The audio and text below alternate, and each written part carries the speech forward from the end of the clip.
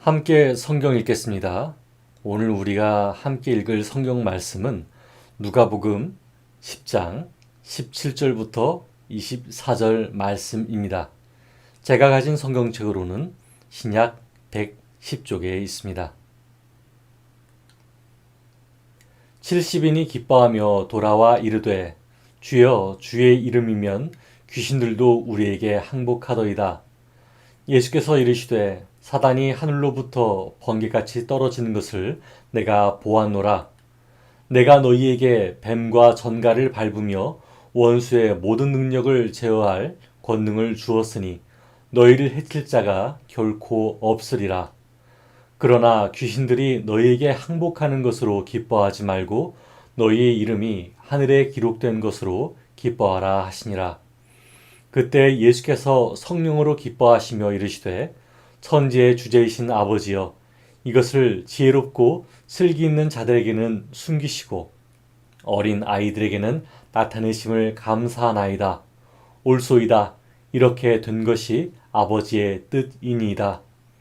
내 아버지께서 모든 것을 내게 주셨으니 아버지 외에는 아들이 누구인지 아는 자가 없고 아들과 또 아들의 소원대로 계시를 받는 자 외에는 아버지가 누구인지 아는 자가 없나이다 하시고 제자들을 돌아보시며 조용히 이르시되 너희가 보는 것을 보는 눈은 복이 있도다. 내가 너희에게 말하노니 많은 선지자와 임금이 너희가 보는 바를 보고자 하였으되 보지 못하였으며 너희가 듣는 바를 듣고자 하였으되 듣지 못하였느니라. 아멘. 우리가 살고 있는 이 세계는 예수님을 모르는 사람도 있고 또 예수님을 아는 사람도 함께 살고 있습니다. 이들은 서로 다른 생각을 가질 때가 있습니다. 그러나 다른 한편으로 간절히 원하는 공통된 것들이 있죠. 그것은 바로 이 땅이 천국과 같아지는 것입니다. 실존주의자들은 말합니다. 이 삶은 원래 약육강식의 세계라서 유토피아는 없을 거라고 말하죠. 하지만 그런 말과는 달리 우리들은 유토피아를 희망하고 있습니다. 이 땅에 슬픔과 고통이 없어지고 모든 사람들이 행복하게 살아가는 서로의 인권을 존중할 수 있는 그날이 오기를 기다리고 있죠. 우리 기독교인들은 어떤 천국을 바라고 있을까요? 저는 어릴 적 이 땅의 마지막 날이 급히 와서 찬란한 영광의 천국이 오기를 바랬습니다. 그것이 하나님 나라가 오는 것이라고 생각하고 있었죠. 그러나 성경은 특히 오늘 함께 읽은 누가복음 10장은 그것만이 아니라고 이야기합니다. 그럼 천국을 기다리는 저 같은 사람은 이렇게 말합니다. 아니요, 하나님. 저는 하나님 나라가 오기를 바란다고요. 하지만 성경은 이렇게 얘기합니다. 아니, 그것만이 천국이 아니라고. 하나님 나라는 변함이 없어. 온 세계는 이미 하나님 나라야. 다만 사람들이 세대를 걸쳐서 깨달아 가는 중일 뿐이야. 이게 무슨 말일까요? 저는 여러분과 함께 누가복음 10장을 보며 하나님이 주시는 깨달음과 기쁨을 나누기 원합니다. 17절을 함께 읽어보겠습니다. 시작. 70인이 기뻐하며 돌아와 이르되 주여 주의 이름이면 귀신들도 우리에게 항복하더이다. 아멘. 예수님께서 각 마을로 파송시켰던 70명이 예수님께 돌아왔습니다. 이들이 모든 일을 마치고 나서 기뻐하면서 아주 얼굴이 환한 미소를 띠면서 돌아왔습니다. 예수님께 이렇게 말합니다. 아, 예수님, 저희들 돌아왔어요. 정말 신기했어요. 저희가 예수님의 이름만 대면은 마귀도 우리들에게 굴복하던걸요. 정말 기뻐요, 예수님. 그랬더니 예수님께서 뭐라고 하셨을까요? 너희들 거짓말한다 하고 이야기하셨을까요? 아니요. 또 기뻐할 게 없어서 뭘 그런 걸 가지고 기뻐하냐? 라고 말씀하셨을까요? 아니요. 예수님께서는 함께 기쁨을 나누셨습니다. 18절을 함께 읽어볼게요. 시작. 예수께서 이르시되 사단이 하늘로부터 번개같이 떨어지는 것을 내가 보았노라. 아멘. 예수님께서는 말씀하십니다. 그래, 정말 잘했어. 수고했어. 내가 다 봤어. 너희들이 기뻐하는 것은 당연해. 사단이 하늘로부터 번개같이, 즉 강제로 쫓겨나는 것 같이 떨어지는 것을 예수님께서 목격하셨기 때문입니다. 사단은 공중권세를 가진 세력입니다. 하나님의 통치를 바라보지 못하게 하는 안개와 같은 존재입니다. 사람은 잘 알지 못합니다. 그 안개가 실체이고 그 안개 너머에 무엇이 있다고 잘 느끼지 못합니다. 그 공중권세가 절대적이라고 여기기 때문이죠. 우리 인생에 슬픔과 아픔과 고통이 있습니다. 특히 내가 저지른 잘못 때문이 아닌데 너무나 악한 권세가, 이기적인 사람들이 가져오는 것들입니다. 그래서 이 고통은 절대적인 것이라고 생각합니다. 끊을 수 없는 것이라고 생각합니다. 그러나 절대적이지 않습니다. 여러분께서는 땅으로 사기치는 사람을 들어보신 적이 있으신가요? 그 사람이 어떻게 합니까? 주인이 있는 땅을 보고 자기 땅이라고 속입니다. 증거를 대라 하면 가짜 땅 문서를 가지고 옵니다. 그리고 그 땅을 팔겠다고 하죠. 그러나 땅 주인이 나타나면 우리가 진짜 땅 문서 서류를 갖고 오면 이 사기꾼은 도망갈 수밖에 없습니다. 그 근거가 있습니다. 19절을 함께 읽어보겠습니다. 시작. 내가 너희에게 뱀과 전갈을 밟으며 원수의 모든 능력을 제어할 권능을 주었으니 너희를 해칠 자가 결코 없으리라. 아멘. 뱀과 전갈이 무엇일까요? 뱀과 전갈은 이스라엘의 표현으로 사기꾼과 협박범을 비유하는 단어입니다. 다시 말해 마귀의 권세를 뜻하지요. 70인이 선포하는 하나님 나라에 이 마귀가 패배한다는 뜻입니다. 너 사기꾼 물러나. 나 이 땅의 주인을 알고 있어. 어디서 사기를 치려고 해? 이곳은 하나님 나라야. 물러나. 온 땅의 주인, 온 세계와 온 우주의 주인이신 하나님이심을 선포할 때 마귀는 패배합니다. 얼마나 놀라운 희망의 말씀입니까? 예수님의 말씀에 순종하면 공중권세를 가진 마귀가 패배한다니요. 저는 이 말에 동의할 수 있습니다. 예수님의 이름으로 나타나는 역사를 보았거든요. 하지만 저는 너희를 해칠 자가 결코 없다라고 하는 말에 동의를 하지 못했었습니다. 마귀의 역사는 예수님의 이름으로 제어가 가능했는데 사람의 육신이 하는 일들이 제어가 잘 안 되는 것을 너무나 많이 봤기 때문이죠. 왜냐하면 예수님을 포함한 12사도들이 고난을 받았고 그 이후로도 수많은 선교사들과 의로운 사람들이 죽임을 당했기 때문입니다. 그러나 여러분, 나중에 깨닫게 되었는데 그것은 마귀의 발악일 뿐이었습니다. 그 이후 70명의 제자가 육체적으로 고통을 당한 적이 없다라고 하는 말도 없습니다.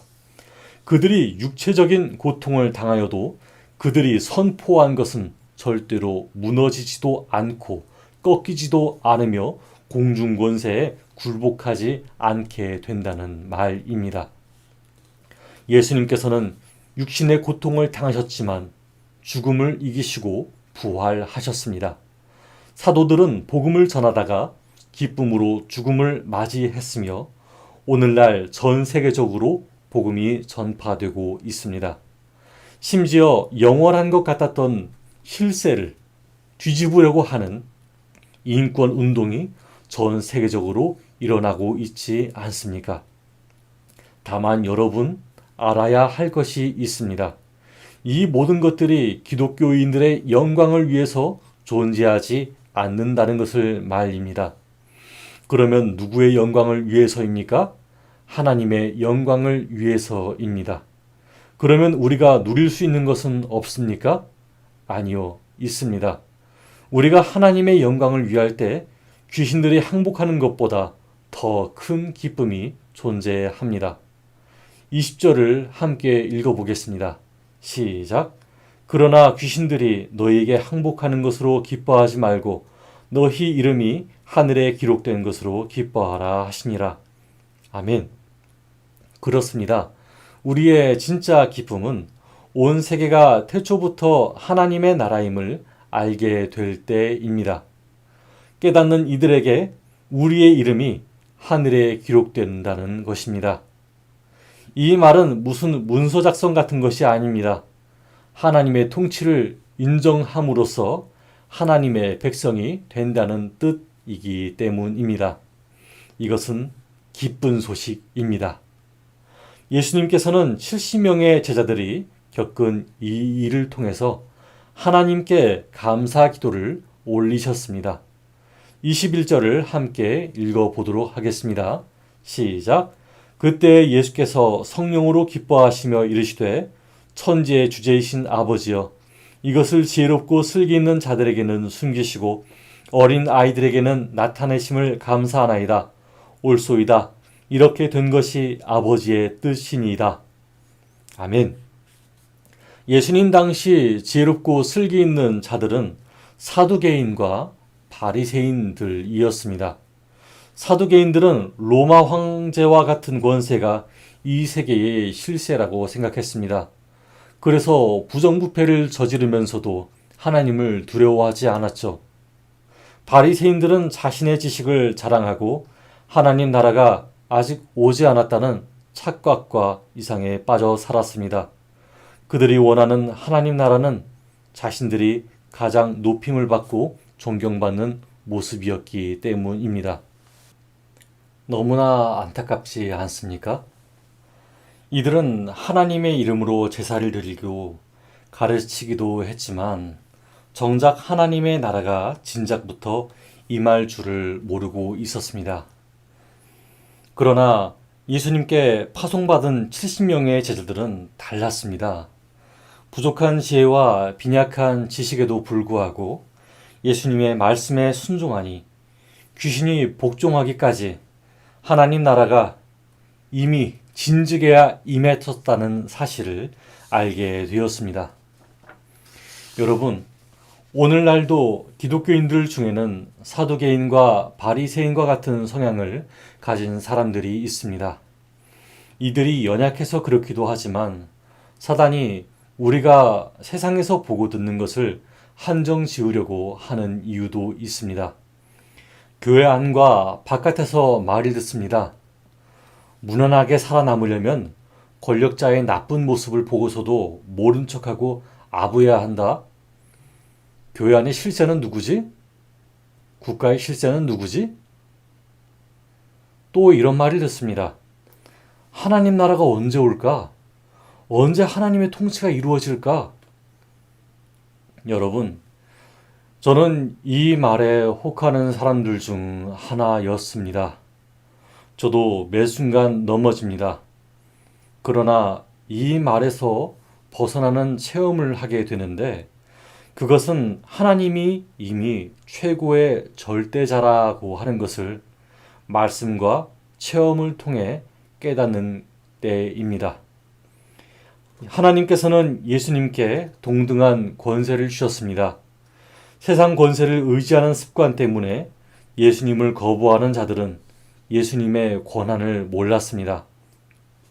자기 자신의 이상을 의지하던 습관 때문에 예수님을 몰라본 자들도 마찬가지입니다. 그러나 여러분, 하나님의 사랑은 너무나 크셔서 이 모든 사람들을 다 구원하기 원하십니다. 그들이 예수님을 핍박했을지라도 그들에게 복음이 전해졌습니다.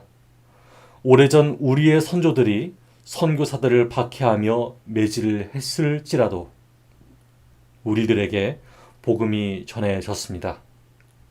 오늘날 우리가 돈과 권력에 현혹되며 이상에 매여 있을지라도 눈을 뜨게 하시는 복음이 전파되고 있습니다. 여러분, 오늘이라도 하나님 나라가 임했다는 사실을 받아들이는 저와 여러분이 되기를 바랍니다. 예수님께서는 말씀하셨습니다. 23절을 읽어보겠습니다. 시작. 제자들을 돌아보시며 조용히 이르시되 너희가 보는 것을 보는 눈은 복이 있도다. 아멘. 예수님께서는 하나님께 감사기도를 드리신 후에 옆에 있던 12명의 제자들을 향해서 조용히 말씀하셨습니다. 너희 봤지? 들었지? 저 70명이 기뻐하는 모습과 귀신들이 내 이름 앞에 복종했다고 하는 말. 봐라, 너희들은 복이 있단다.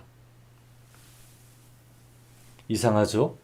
파송받은 제자들은 70명의 제자들이었는데 예수님께서는 어째서 12명의 제자들에게 복이 있다고 하실까요? 과연 무슨 복이 있다고 하시는 것이었을까요? 24절을 함께 읽어보겠습니다. 시작. 내가 너희에게 말하노니 많은 선지자와 임금이 너희가 보는 바를 보고자 하였으되 보지 못하였으며 너희가 듣는 바를 듣고자 하였으되 듣지 못하였느니라. 아멘. 이 말뜻이 의미심장합니다. 예수님 이전에 있었던 많은 선지자와 임금들이 이 광경을 보고 싶어 했습니다. 그 사람들은 하나님의 통치를 이미 알고 있었던 사람들이죠. 환난과 핍박 속에서도 믿음을 잃지 않았던 다니엘과 같은 사람들이었습니다. 그러나 그런 이들조차도 보고 싶어도 보지 못했던 것이 단 하나가 있었는데 그것은 바로 메시아, 즉 예수님의 오심이었습니다. 12명의 제자들은 예수님이 그리스도인 것을 알았습니다. 그리고 온 세계를 구원할 유일한 분이심을 알고 있었지요. 이것이 이들에게 복이 되었습니다. 예수님의 등장은 하나님이 약속하신 것을 반드시 이루신다는 언약의 증표였습니다. 동시에 오늘날까지도 구원을 바라는 모든 민족의 희망이 되셨습니다. 앞으로도 계속 그럴 것이라 믿습니다. 여러분, 이 세계에 희망 없이 죽어간 사람들을 기억하십니까? 비명행사한 분들을 마음에 품고 계십니까? 희망 없이 죽어가던 그들을 하나님께서 품고 계실 줄을 믿습니다. 또한 그들의 억울함을 풀어주시기 위해 마지막 심판 때를 예비하십니다. 그리고 영혼으로 들어갈 천국까지 예비하시며 저와 여러분을 기다리시는 줄을 믿습니다. 오늘 저와 여러분은 이 말씀을 통해 자신의 신앙을 되돌아 보았으면 좋겠습니다. 하나님 안에서 승리하시길 바랍니다. 사단의 권세가 여러분의 눈을 가리지 않게 깨어 기도하는 저와 여러분의 삶이 되길 바랍니다. 함께 기도하겠습니다. 하나님, 저희가 하나님 말씀을 들었습니다. 누가복음 10장 말씀을 통해 오늘날 저희의 삶을 돌아보게 됩니다. 하나님, 죄송합니다. 하나님께서는 한정된 공간에서만 일하고 계신 분이 아니었습니다. 너무 오해하고 살았습니다. 때때로 하나님은 작으신 분인 줄 착각할 때가 많았습니다. 단지 이스라엘에서만 구원을 이루시는 분이 아니었습니다. 하나님께서는 전 세계적으로 일하고 계신 분이십니다. 세상 모든 민족이 구원을 얻기까지 쉬지 않으시는 하나님이십니다. 그러나 저희가 너무나 연약해서 세상의 소리에 귀를 기울입니다. 또는 자신이 바라는 천국의 모습에 집요해져서 하나님이 아직 이 세계에 통치를 하지 못하고 계신지 의심도 합니다. 하나님, 저희의 연약함을 불쌍히 여겨주시고 마음의 눈을 여시며 저희의 간구를 들어주셔서 하나님 안에서 승리하고 하나님의 주권을 인정하는 삶을 살게 허락하여 주시옵소서. 예수 그리스도 이름으로 기도드렸습니다. 아멘.